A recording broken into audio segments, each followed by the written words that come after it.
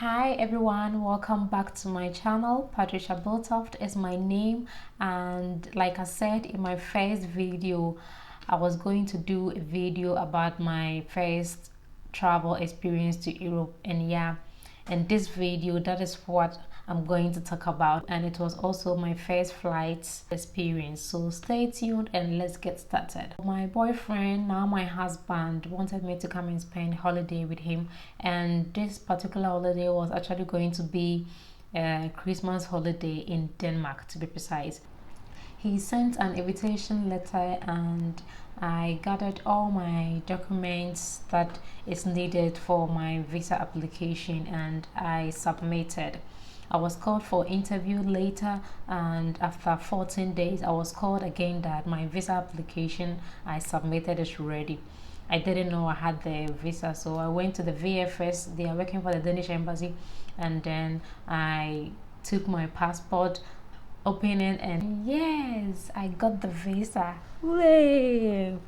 So I was so excited and happy. I went home, told my family, my mom, my stepfather, my other siblings. They were so happy, African's parents and their daughter traveling for the first time. So it was really a big thing for us in the house. It was joy every time in the house. Every conversation we had in the house was mostly about my traveling. It's like we were talking about it. You know what, guys? I packed my baggage, my belongings 3 weeks to 1 month before the due dates. I was so excited that I didn't want to forget anything, so I packed my belongings and put it in the corner of my room. Every time I entered my bedroom, I take a short sneak at my baggage to see if everything was intact, if everything was all right. Now the due date, my mom, my stepfather, and my younger sibling accompany me to the Kotoka International Airport. Yeah, that's my mom over there and my younger brother behind.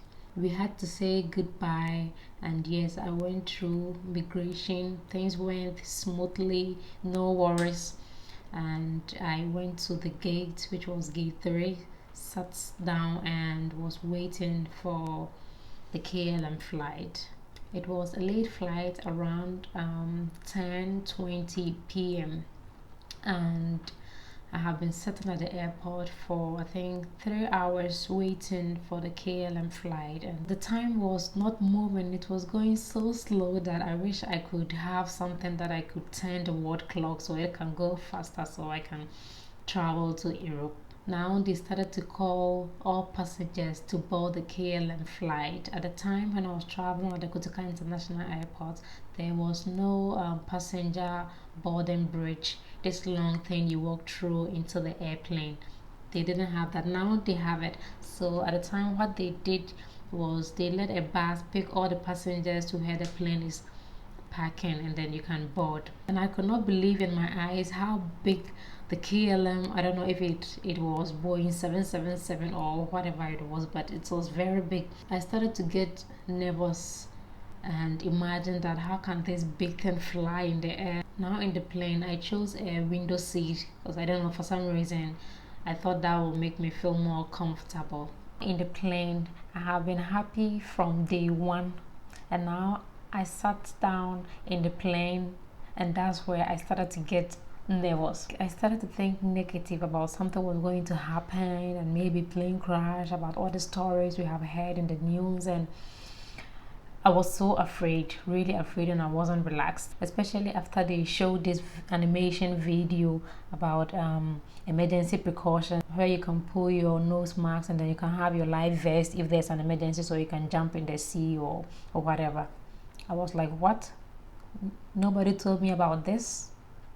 First of all, at that time, I didn't know how to swim.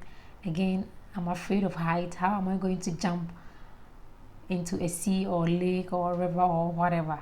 That even turns me more. So I couldn't sleep in my 6 to 7 hours flight. So I took a picture in the night when everybody was asleep, and this was my first food I had in the plane. Later on, there was a heavy turbulences, when the flight start to shake like that and going down. Gosh, I was so afraid, and I couldn't even stand up and go and pee. I never pee in the first flight, even though I really wanted to.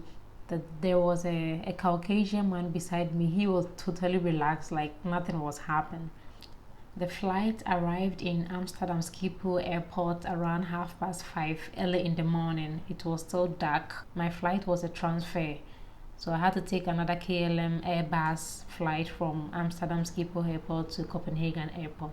I went through security checks, and that's where they check and screen you, your baggage, your hand baggage, whatever you have.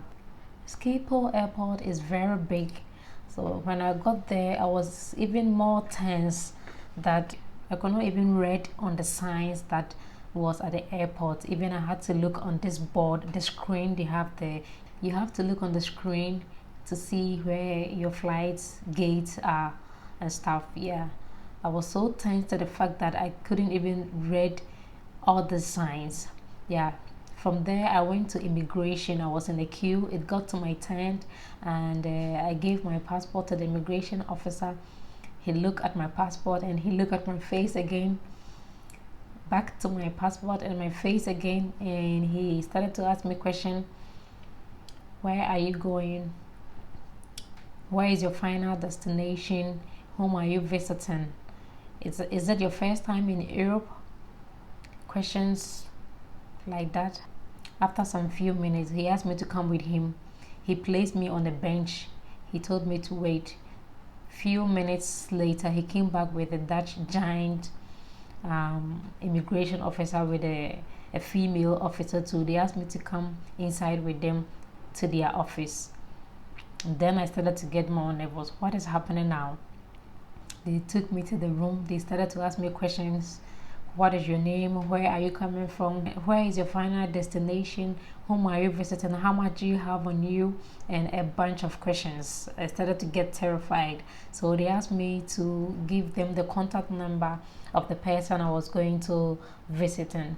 And I gave them my boyfriend's number. So they called him. He was even asleep because it was very early in the morning, around 5:30. They called him to talk with him on phone, ask him questions, and then they came back to me and asked me similar questions, and I gave them obviously the same answers and stuff.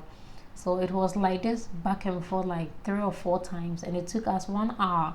Finally, after all this stress, they asked me to go, and I was actually very afraid that I was going to lose my transfer flights, because I had a very short connecting flight, which I had to board another flight from Schiphol airport to Copenhagen. So yeah, it wasn't easy as a first-time traveler at Amsterdam immigration. Finally, after stressing me for 1 hour, the Schiphol airport immigration allowed me to go. Schiphol airport immigration is not a joke.